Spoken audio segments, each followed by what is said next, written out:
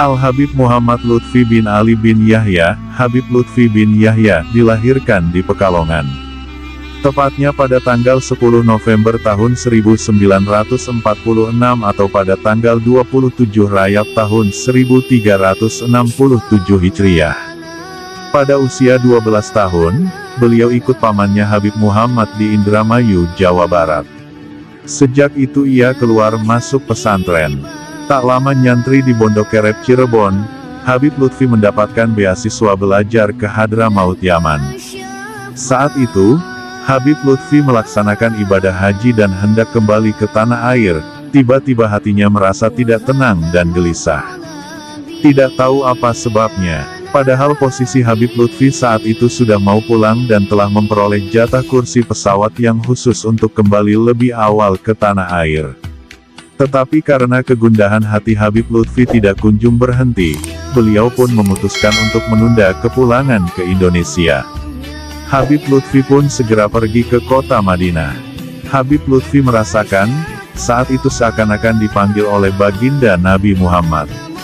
Maka Habib Lutfi bin Yahya segera pergi dari Jeddah menuju ke Madinah bersama jamaah haji rombongannya. Begitu sampai di Madinah, pengemudi mobil yang ditumpangi Habib Lutfi terkejut, melihat jarum jam di tangannya sambil meletakkan dadanya di atas setir kemudi. Lalu berucap subhanallah, rupanya sopir itu baru menyadari, bahwa perjalanan yang baru saja ditempuh membawa Habib Lutfi itu begitu cepat dan singkat. Perjalanan yang biasanya memakan waktu 7 hingga 8 jam, saat itu hanya ditempuh dalam waktu sekian jam saja. Padahal dia telah mengendarainya sesuai dengan perintah dari Habib Lutfi bin Yahya, agar tidak lebih dari kecepatan 80 hingga 90 km per jam. Begitu sampai di hotel, Habib Lutfi langsung mandi ganti baju yang bersih dan setelah itu langsung pergi menuju Masjid Nabawi dan ke makam Rasulullah. Setelah cukup lama melakukan salat dan bermunajat di hadapan makam baginda Nabi Muhammad, Habib Lutfi segera kembali ke hotel untuk beristirahat. Namun ketika mau keluar dari Masjid Nabawi, menuju hotel tidak jauh dari pintu Masjid Nabawi, tiba-tiba terlihat oleh Habib Lutfi sebuah toko perhiasan atau toko cincin. Karena Habib Lutfi sebelumnya memang menyukai cincin dan batu permata, maka hati beliau pun tiba-tiba tersentuh dan ingin melihatnya. Maka Habib Lutfi bin Yahya pun segera mendatangi toko tersebut dan masuk ke dalamnya. Begitu masuk ke toko itu, pemilik toko langsung datang menghampiri beliau. Lalu menyuruh keluar seluruh pembeli yang saat itu berada di dalam toko tersebut, seraya mengatakan, "Aku akan melayani tamu istimewaku ini, tolong Anda sekalian keluar."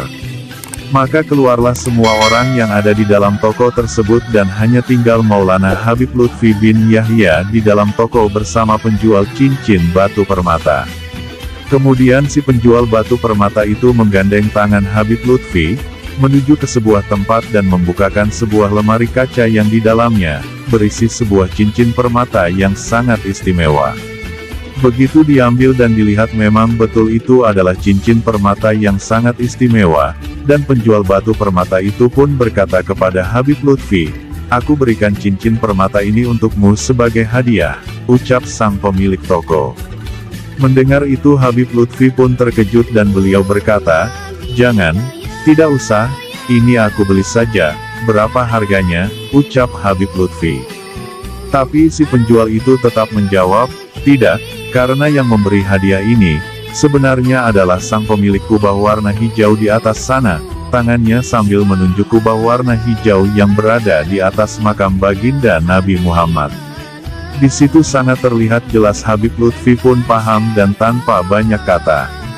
Habib Lutfi pun mengucapkan terima kasih dan segera kembali ke hotel. Keesokan harinya, beberapa jamaah yang ikut rombongan beliau, penasaran ingin tahu toko tersebut dan ingin membeli cincin yang sama dengan Habib Lutfi.